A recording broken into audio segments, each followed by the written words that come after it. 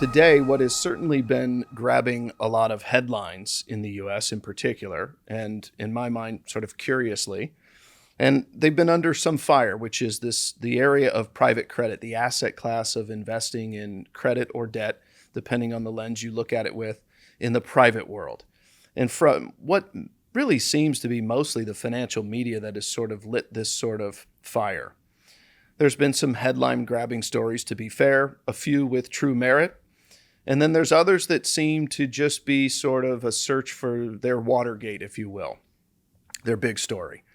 Someone who knows something about Watergate is our guest today, and he'll share some perspective on the world of private credit. He is one of the most widely recognized experts in the country on private assets. I think of him as sort of the godfather. His name is Bob Rice. Bob and I met about 10 years ago, and we at One Capital were looking to invest assets on behalf of our clients in the world of private assets, whether it's private credit or infrastructure, perhaps real estate or private equity. And we were trying to match it up with what we called a simple and elegant way of doing it. And for us, it wasn't in the traditional structure for most of our clients. How did we get there? I met Bob at a conference. I followed up with him. I went to New York. We met, we had lunch, and I was sharing him with my ideas. And Bob says, "That's interesting. I've been working on this." So for about 10 years, and when you think about what's happening today in the world of private credit, we'll get into, it was funny. Bob and I were talking a couple of weeks ago. He goes, "What I was working on back when we met was exactly this. It was an infrastructure, a system, a process, or an exchange to provide liquidity for those that wanted to exchange their way out or monetize their private assets." Bob authored the book, The Alternative Answer, over 20 years ago. He is an expert. He's an adjunct professor in law and business at the Florida State University. And he's a lead instructor across our industry, the North America Securities Administrators Association, FINRA, the CFA Institute, the Investment for Wealth and Investments, and long time doing this. Earlier in his career, he was an attorney at the U.S. Department of Justice, which is why I mentioned Watergate. So we might leave that for the end. But Bob, thank you for joining us. Thank you for your friendship, and thank you for your guidance over our relationship in many years to help us as a firm provide private assets as an incredibly important asset class for our clients. Well, Pat, it's been really a pleasure to work with you and your incredible team there at OneCap. I've thoroughly enjoyed the time that we've spent and the journey, that you've been on and where you've gotten it to is really wonderful. So, and I look very much forward to this conversation. Love talking in conversations where clients are part of it. There is a lot of noise out there right now, and as you said, there's some real reasons that there's the noise, but then on top of the real reasons, there's a lot of extra noise. And let's try to demystify private credit, as you say. Exactly. So let's start by just sort of setting the table here and make sure that we're all running from the same set of facts and information. Can you start with just how you would define, and it's not just one or two words, it's not just a sentence or two, but define private credit. What is it? Happily. So private credit is a first of all, it's a funny phrase because it right off the bat, it makes it sound ethereal or odd or alien or something that we're not used to seeing. And that, I think, is part of what's driving the headlines, is this feeling like it's weird. It isn't weird. It's the most normal thing in the world. It's literally just banking. It's the stuff that banks always did for centuries. They made loans, right, to companies that needed to grow, or for other reasons, people who needed to buy houses. They made loans. And this has always been the heart and soul of the banking system. Well, in about 2008, during the great financial crisis, for various reasons, a bunch of new regulations came into play, which made it reasonably unattractive, almost unprofitable for a lot of these banks to be in the business. So they backed away because the regulators were worried about them taking too much risk in making the loans. So they added all these new regulations. So a lot of banks, a huge number of banks, backed away from that very traditional lending business they had been in. but companies still needed money. People still needed to buy homes. So who was going to make those loans? And this is a wonderful capitalist system, as Pat was just talking about for your next webinar. And so capital systems being what they are, other lenders showed up and filled that need. And this is what has become the so-called private credit industry. It started off with companies that would step in and make loans to corporations that needed money to expand. And then that's called direct lending, lending directly to a company. And then it expanded and expanded beyond that to asset-based loans, things that, for example, were backed up by real estate. And it's grown into a very large segment overall of the entire credit industry in the United States. In fact, the most recent number I saw was it's now up to about $17 trillion of total assets. Well, the U.S. corporate bond market itself is only 11 trillion. So it overall, it's a very, very large systemic thing. Everybody is dealing with private credit all the time. And just one last thing I'll say is it's the word again is private is misleading in some ways. A lot of the credit that's out there is the loan is private, but the company is public. So Microsoft, Apple, Meta, blah blah blah blah blah. They've all got private. They all owe money on private loans. That is, they don't just loan money. They don't just borrow money through the bond market. They borrow it through lots of ways. So the word private doesn't mean just little companies nobody's ever heard of at all. It just means that the loan isn't a bond. That's about it. So help if you will, because a loan is a loan is a loan. A bond is basically a form of a loan. A company or a government agency, a municipality has borrowed money. They've got there in a different way. They went to, let's say, the market, and I know we've had some fun conversations of the bond market and what is it. But at the end of the day, these are all just loans. They have covenants that say you'll pay back over some terms, and generally you'll pay some interest rate at some periodic payments all the way until the loan matures, and you'll pay back what you borrowed. It's no different than if you borrowed money from your Uncle Jim. It's no different than you borrowed money from the bank to buy a car, buy a house. It's starting up or funding particular businesses and ventures and growing the economy, frankly, and creating jobs.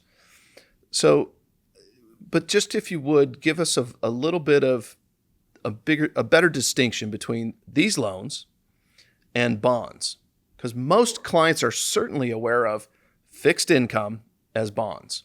Right. And so for a lot of very large companies, remember what does a company want to do? It wants to borrow money with the lowest possible interest rate, for Yeah. the lowest cost. That's what they want to do. Well, if you're a large company and you can afford to do a lot of things and hire a battery of lawyers and go to the SEC and file and do and you can put your loan, because they're all loans, as you're saying, they're all loans. All bonds are loans, and all things that aren't bonds can also be loans, and that's what we're talking about today. The easiest way to borrow money cheaply is to issue a bond to lowest interest rate. The cost of issuing a bond is very high, but if you're going to borrow, $500 million dollars or something at a clip, you can issue a bond for that. $2 billion. You can issue a bond for that. But only a certain fraction of corporate issuers can afford to do that and do that. The benefit is because it can be sold to anybody, anytime, pretty much, the total amount of demand for that is high, and that means the interest rate comes down.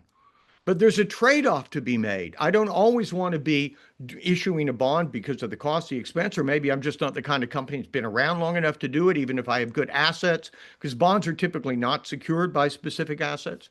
They're typically just loans again to a operating entity. Now, if you do have a bond, it's easy to exchange the bond. It's easy to get liquidity for the bond. You have pricing that's not always every day, but you can get prices quoted fairly easily, and there's a market price for bonds because so many people do hold them, and they're structured to be traded.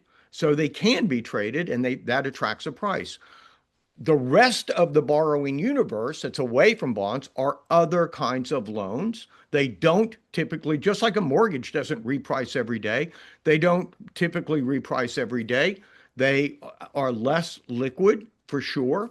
And because they're less liquid and because of all these other things, the lenders will demand a higher interest rate. So the company says, okay, I'm not going to issue a bond. I either can't or don't want to, or it's too consuming, or blah blah blah.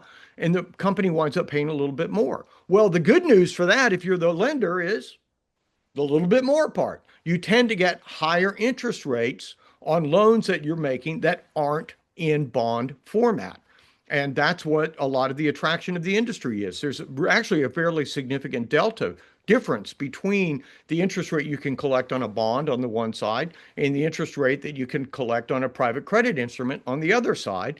And that's why so many institutions have so much money dedicated to this space. And they do. 90, depending on how you want to count, 95, 98% of all the money in private credit is from institutions, not individuals. Okay, that's a big piece to this thing, because I think that's where some of the scare has been, and we'll get into this in a moment in terms of asking for money back.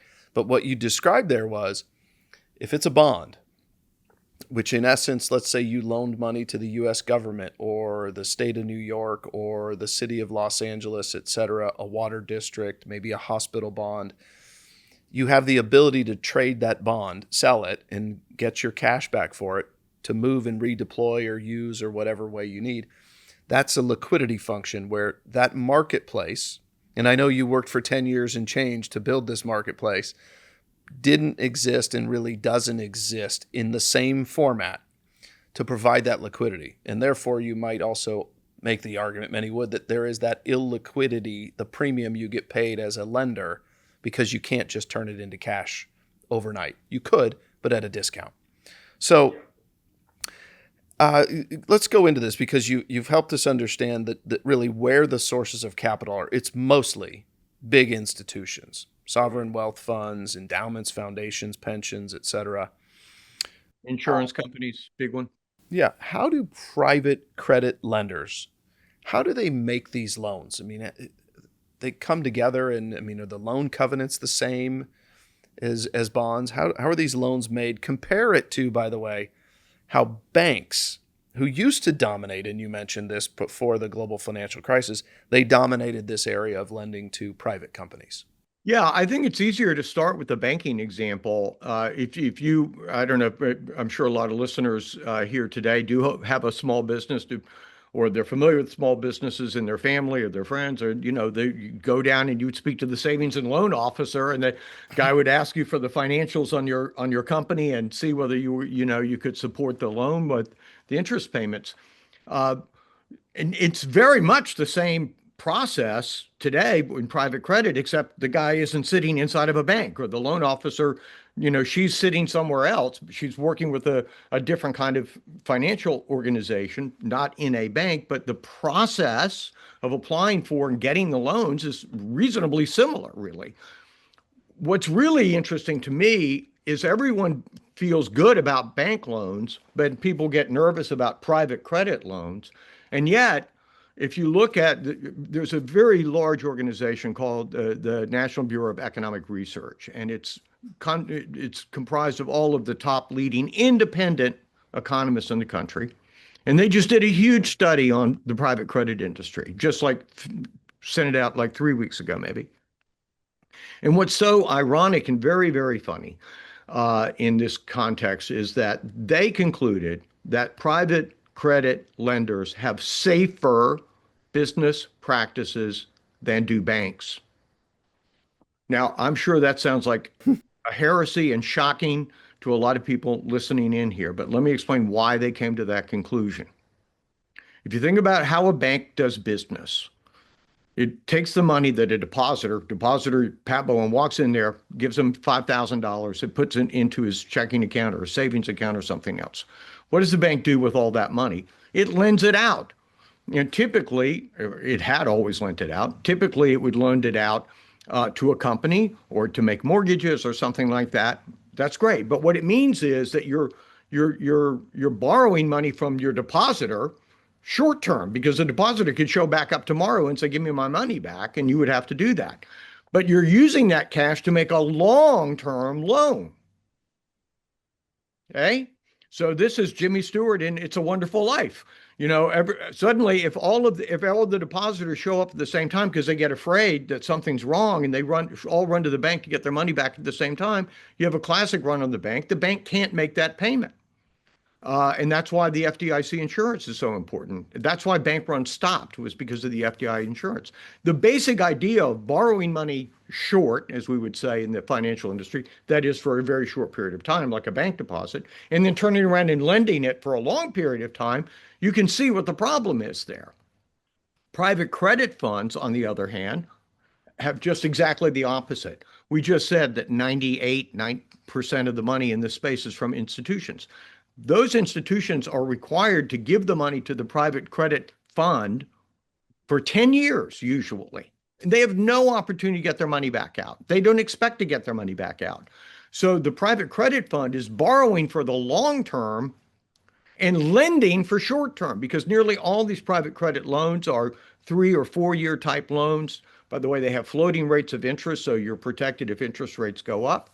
But they're borrowing for 10 years and lending for 3 or 4. So the idea that these funds would wind up in the same illiquidity mismatch problem that the banks always had, still have, except now FDIC insurance keeps people from making a run on the bank, is what led the National Bureau of Economic Research to conclude that the lending practices of private credit funds are literally safer and less likely to create any sort of systemic risk in the system than are bank loans. So that's very surprising and very counterintuitive, but it's a great thing to take away.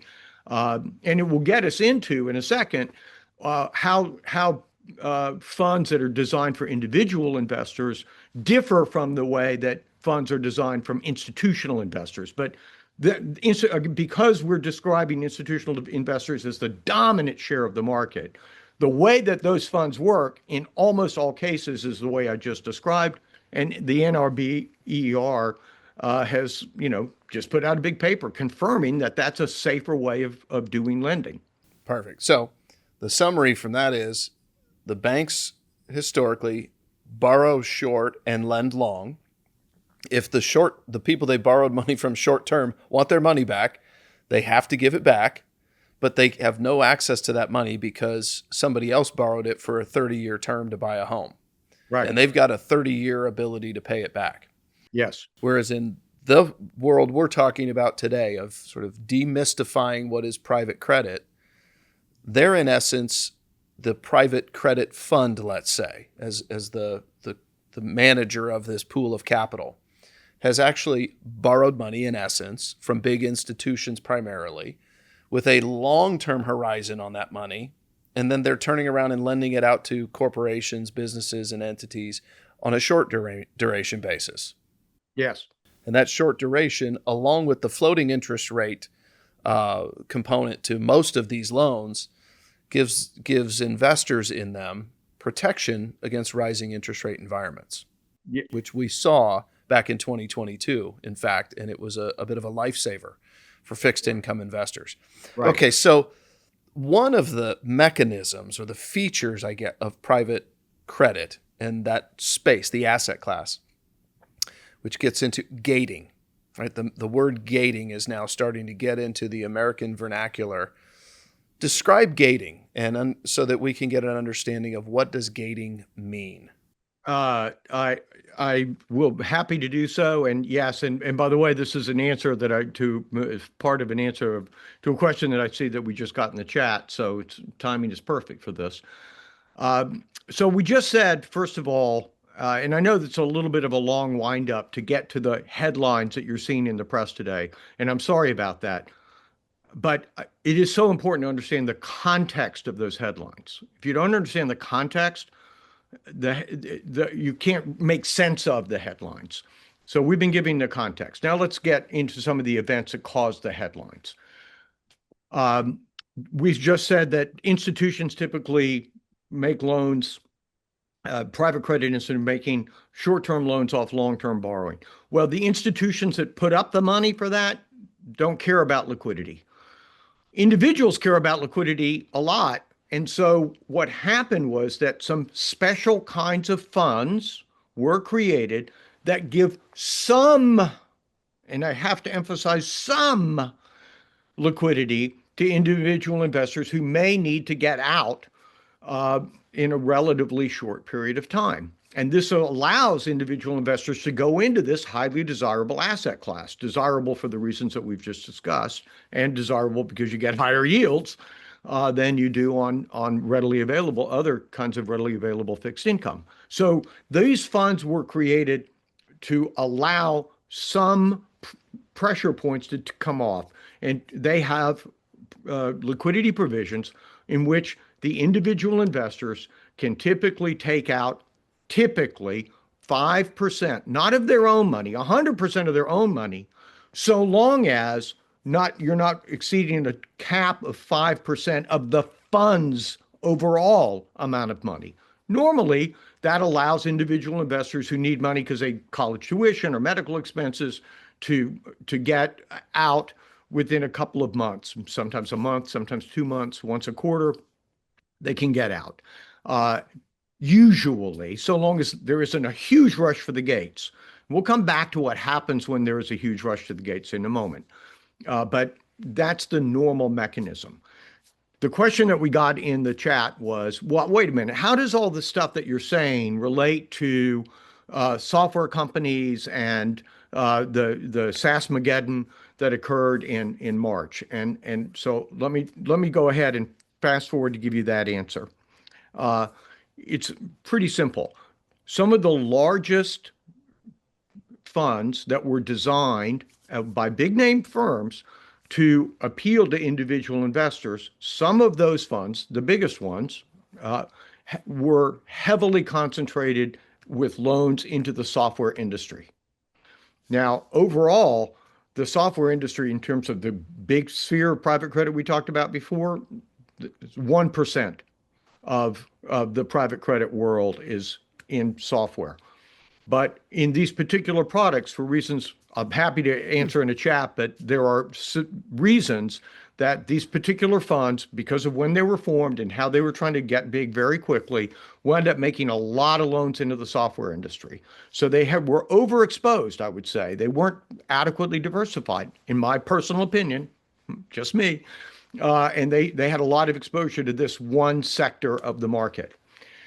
Then all the headlines showed up, and you saw what happened in the public markets, right? The stocks collapsed. I mean, they were down 20% in a day because everything was going to go away because of artificial intelligence. Now, I always thought that was overblown, and it has proven to be overblown.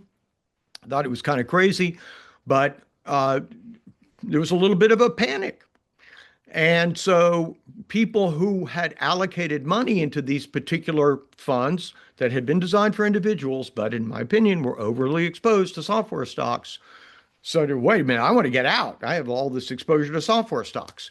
And they therefore did what I just talked about, which was they all raced to the exits.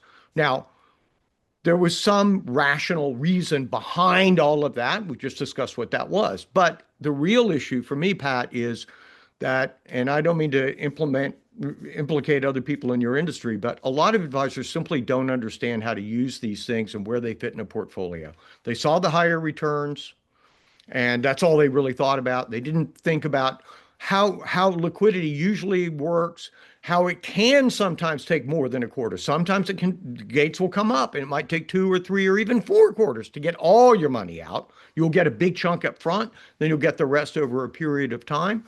They hadn't thought about that. They just told all their clients, hey, I just read in the Wall Street Journal, software stocks are a problem. We've got a lot of exposure to software stocks in this particular product that we have. Better get out.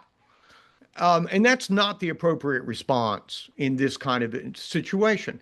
A lot of reasons for that, and I'm sorry to be going on, but you hit a hot button here with this question for me. One of the real reasons is we just said these are short-term loans.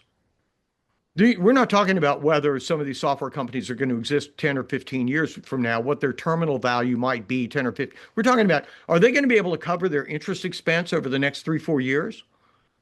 Absolutely. I mean, in my opinion, generally speaking, and indeed, the actual default rate in private credit direct lending is 70 bips. That's well less than 1% of all loans are experiencing actual defaults. So what in the world the panic was about, you're getting paid 9, 10, 11, 12% to hold this instrument. You're having, actual realized losses of less than 1% in the overall portfolio. There was no reason for that panic. And I think calm, sober financial advisors recognized that and realized what was really going on here and didn't have their clients race for the exits. And I think a lot of those people are now sorry they did because, of course, there's been a lot of recovery in these software stocks. But that gating thing is really, which is what you asked about, that mechanism by which you are capped at 5%. The total of all the money that can come out of the fund is 5% of the fund's AUM in any quarter. That's a feature, not a problem, because you don't want to force that fund to sell off good assets at a discount just because a lot of people don't understand what they bought into and are trying to get out in a hurry. So the gates that come up are actually very beneficial to the people who are staying in the fund. It's to their benefit that you can't sell too much of the fund at once. You can sell some of it and you'll get everybody out over a few quarters, but you can't always get your money back in one quarter.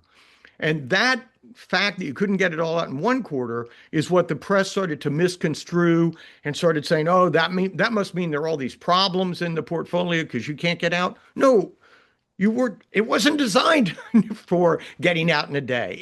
It's functioning according to its design. And it's that disconnect with the press that I have a real beef with. I'll let you take that beef up with them. So sorry for going on there, but it's just so important to understand, again, the context of all of this. Yeah, I think it's critical. The way I sort of think of gates, and as long as everyone is educated on it as they're going in and has an understanding, and it's really, I mean, you've used this, you talked about it in your book, that private credit, what we're talking about today, is literally just one tool in the entire toolkit of allocating capital to invest for different expected rates of return. They also behave differently given certain shocks and economic environments so that it smooths out the pattern of returns for clients. I think of the gates on private assets in these funds as sort of seatbelts.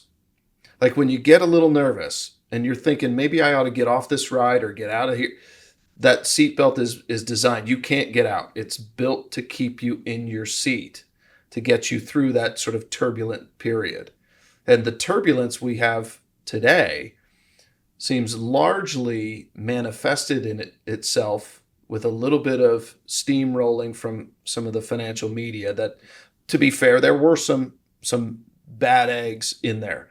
There's always going to be things that don't work like everyone would have hoped they would work.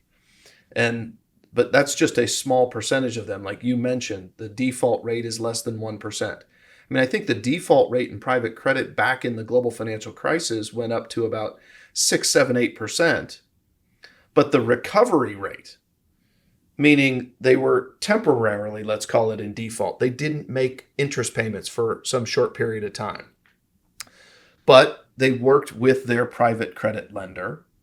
They reworked their credit or their loan, maybe extended it out, bought themselves some time, and the recovery rate was up in the high 60s to 70%.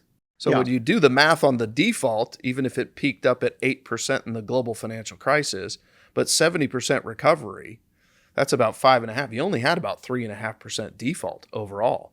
Yeah, and that was the GFC. And that was also when nearly all of the private credit industry was this kind of direct lending. Now, remember now, as I've said before, it's expanded dramatically, and the majority of private credit is not even direct lending anymore. It's asset-backed lending. And so you've got real collateral back there. The all everything we've been talking about, all of the problems that gave rise to those headlines and the products, those things were all focused on direct lending. That's 2 billion, 2 trillion of the 17 trillion. So you're talking about a small part of a small part of a small part. And then people are starting to use the word, oh, there's a problem in private credit because a few products actually operated like they were supposed to. Now, maybe they were overly concentrated in software, and I do blame them for that. Or it's not for me to blame, but I do observe that that was probably true. But you see, this is why analyzing these products before you get into them, it's not like I'm sitting here saying, oh, every product, credit product is good. Just like not every stock is good, not every bond is good. And you always have to do your diligence. And, properly done, one would have seen wow, that's a massive allocation to one industry. I'm not sure I'm comfortable with that. So, like everything else, it's a matter of doing the homework, understanding the product, understanding you're trying to get diversification across all the industry segments, across all the types of private credit. And when you've got that like everything else, diversification is the thing that provides the real guardrails. And again, this would only constitute a small part, only should constitute a relatively small part. It should be a part of a fixed income portfolio because of the benefits we just talked about. But it's only going to be a modest part. It's not going to be the entire portfolio for any client. It's on the financial advisors to understand and apply in the context of the overall portfolio. What are my liquidity needs short term? Because I'm not going to count that thing over there, even though it's got some liquidity gates. I'm not going to count that. I'm going to pretend they're not even there. I'm looking at my sources of liquidity from the rest of the portfolio, and that's what really gives you the comfort, because you're not relying on that 5% feature. If push comes to shove, normally that will work. Might take 2 or 3 quarters. Okay, fine. But that's not the plan going in, at least in my opinion, for most advisors and most clients. So talk to me, because we talked about earlier with banks have a mismatch with the duration of the capital that they've accessed themselves through savings and checking accounts and CDs, the depositors, to how they lend it out. Whereas in the world of private credit, it's actually aligned almost the opposite. They've got long duration capital and they're lending short duration. Now, let's take it to that small segment of the market, because candidly, that is most of the people that are sitting with us today and listening in or watching. They're not members of the Billionaires Club or the Centimillionaires Club, and some of them, maybe their net worth's not even at let's just say 8 figures. This is important to them. And that is the audience who has sort of exercised, if you will, with their feet, their voice of saying, I want my money out. And where you've seen redemption requests exceed the gates that everybody is aware of, or frankly should have been aware of. That 5% is the normal number. And requests for some funds came in at 7 or 8, or one was as high as 12 or 14. And they redeemed out 5 or 7. None of them said you can't have any of your money back. They just adhered to the gates that were actually part of the fund prospectus, if you will, in the rules. So talk about matching the duration of that investor, that private client investor that isn't in that Billionaires Club, et cetera, to the duration of these investments. And can you address that? Because I think that's the big mismatch we've seen. Yeah. Well, so first of all, just to be clear, if somebody has put in a request to get redemption and there are more redemptions than the fund is allowing because of the gates, you get a pro rata portion back. Normally, again, you won't go over the gates. Normally only happens periodically. Every few years, there are a few of these funds that this happens to. But when it happens, if the total amount being sought was 10%, then they would pay out half that number, 5%, and everybody gets a pro rata share. So everybody gets half their money back in that first quarter, and then they would if that kept up, they'd get another half back. They'd get another half of the half back, and then a half of the quarterback, and they'd be effectively out in three Sounds quarters. like a football team you're describing. Yes. So, that's one thing to say. Another thing to say is this, that these funds that do generate a lot of cash, because they have short-term loans. We discussed it. So they're getting a lot of cash in.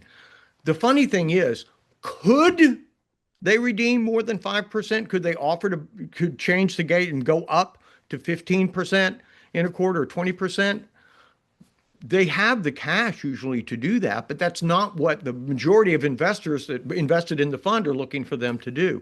So the duration of those loans is 3 or 4 years, and they're just constantly turning over inside of the portfolio. They don't all start on the same day, right? So they're maturing, maturing, maturing. The portfolio is throwing off a fair bit of cash.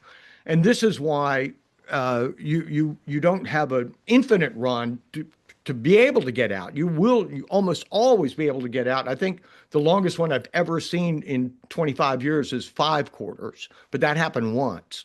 It's usually 3 or 4 quarters because there's plenty of cash being thrown off because these are short-term loans. And so there's money in the funds to be able to deal with these issues from an economic standpoint. Now, what the prospectus says and what the other investors want is different, but it's not like the cash isn't there.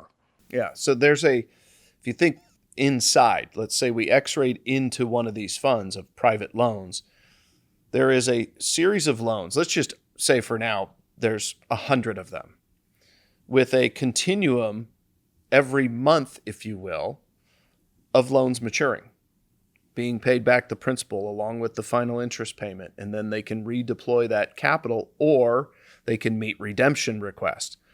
Now there's probably a little more, but I'm gonna call it two different versions of the structure of funds, right? Interval or evergreen funds, which we think of as sort of open-ended. They behave sort of similar to a traditional mutual fund, meaning money is coming in as well. There's another type that are closed-end, if you will. They have a fixed pool of capital. They allocate and invest that capital, and that's what they're left with. They don't have the ability to open the doors up and say, bring more money in so we can then further deploy to add to the diversification and reduce potential risk of the portfolio. And I mean, certainly for us, we're using the former, which is those interval or evergreen, the open-end type funds. If you would take a moment to describe, in your view, some of the differences there and how risk looks very different or could look very different in each of those. Well, the second one that you talked about is the way institutions invest. It's long-term illiquid, as we discussed. And for good or ill, it's like literally not legally feasible for most of your clients to invest in those things, even if you wanted to, for reasons we won't bore anybody with today. So those are, you're simply, you're putting your money in and you're waiting 10 years and you won't be able to get out in between. And of course, depending on the credit quality of the issuers and all sorts of things, you might have a good result, you might have a bad result, whatever. Products that were designed for individual investors really fall into two major categories. And I see we got a question on this as well. And that is, and by the way, of course, you can invest in these things without being in a fund, but then you'll have no liquidity at all. You won't have any opportunity to do anything with that thing because they won't be bonds and they won't be in a fund. So you will be sitting on those. So the individuals typically invest through a fund, and there are two major kinds of funds. There are things that are, and this is technical, but there are reasons to go down this road a little bit. There are things called interval funds. Now, interval funds sound like a funny name, but you are very familiar with other kinds of funds that are governed by the same law. So the Investment Company Act of 1940 governs interval funds. It also governs ETFs. It also governs mutual funds. So all of the investor protections and the fee limitations and the limitations on leverage that you're used to in ETFs, mutual funds, they apply to interval funds. And a lot of interval funds now do private credit, uh, invest in private credit and give investors access to that asset class through a structure which I really like for the reasons I just said. The Investment Company Act of 1940 has done a great job of protecting investors for 85 years. And you've got all of those investor protections and the limitation on fees and the limitation on leverage inside of interval funds. There's another kind of fund that was designed for individual investors, and these are the ones that are attracting nearly all of the headlines. Nearly all are not interval funds. They are BDCs, business development companies. Now, business development companies are partially, but not fully governed by the 40 Act. They are allowed to use much more leverage, and they're allowed to charge much higher fees. Now, there can be some really good BDCs out there. Don't mistake me. But if I had to just sit back and pick which structure of a fund I prefer for individuals, I got to go A, interval funds, for the reasons I just described. And remember also that leverage really creates some issues when there are scares, because leverage is great to magnify returns on the way up, also magnifies losses on the way down. And it also magnifies disparities between perceived value and actual value because it's leverage. And so those are some of the reasons why almost all of, and it just unfortunately also so happened that those BDCs were heavily invested in software stocks, as we discussed a few minutes ago. So you put those things together, and that's why most of the headlines have been over on that side of the ledger and not on the intervals fund side of the ledger. Perfect. Okay, so we're getting close to time here. If you would give us, from your lens, if you will, I may limit you here, three takeaways that I think our audience should know, or in this case, what you think they should take away are the three most important things. That it's normal. I mean, the number one thing is it's normal. And I even see a question from from somebody about, oh, well, there's some implication that private credit is lower quality. And that is just not true. I said at the top, Microsoft is a counterparty on a lot of private credit instruments. I mean, is there a better credit? I mean, are you willing to lend Microsoft money for 3 years? I would be,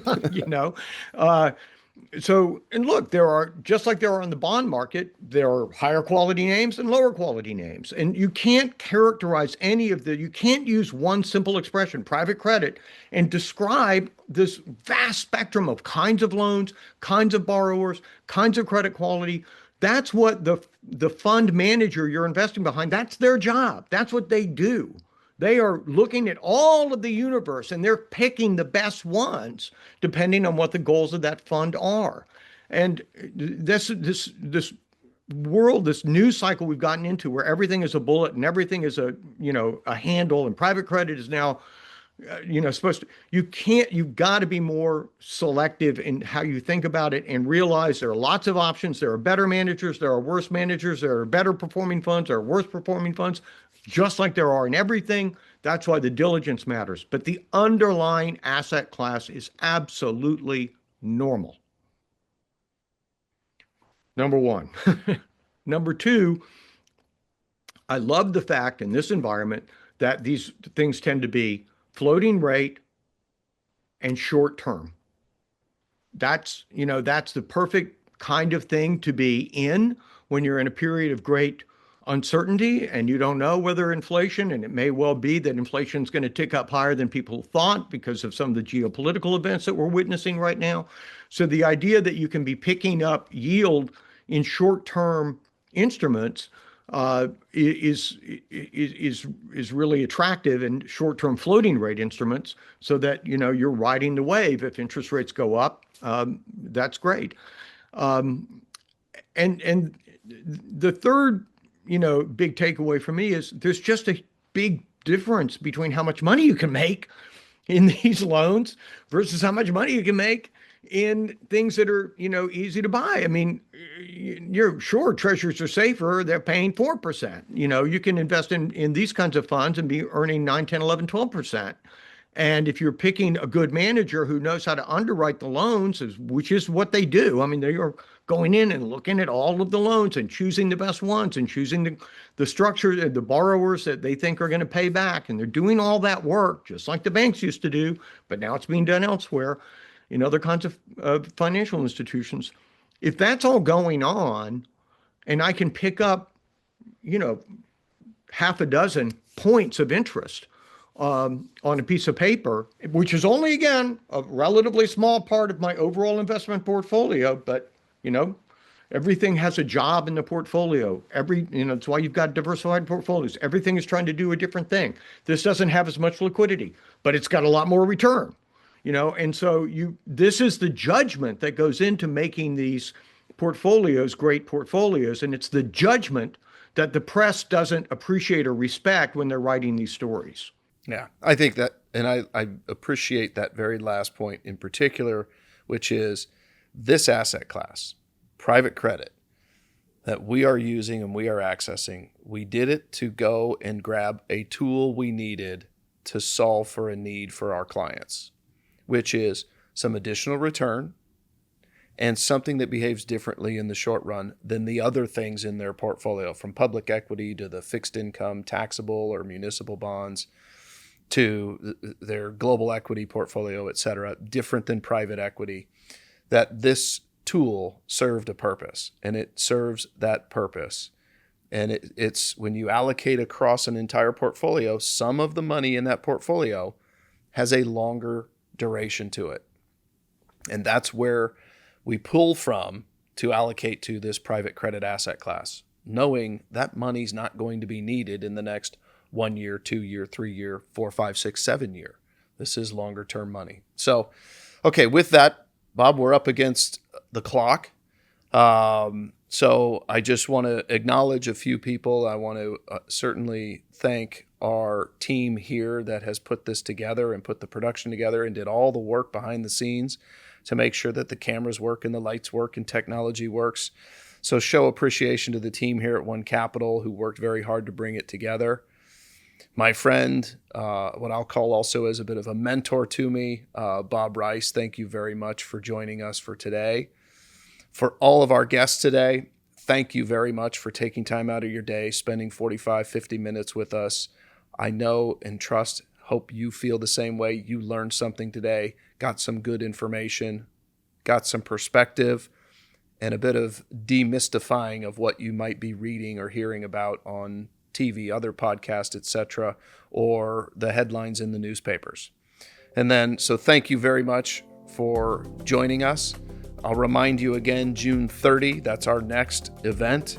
It's going to be the symbiotic relationship as we celebrate 250 years of America between democracy in our system and the economic system and our economic way of life, and how they help one another in such an incredible way for freedoms and liberties and opportunities for all of us.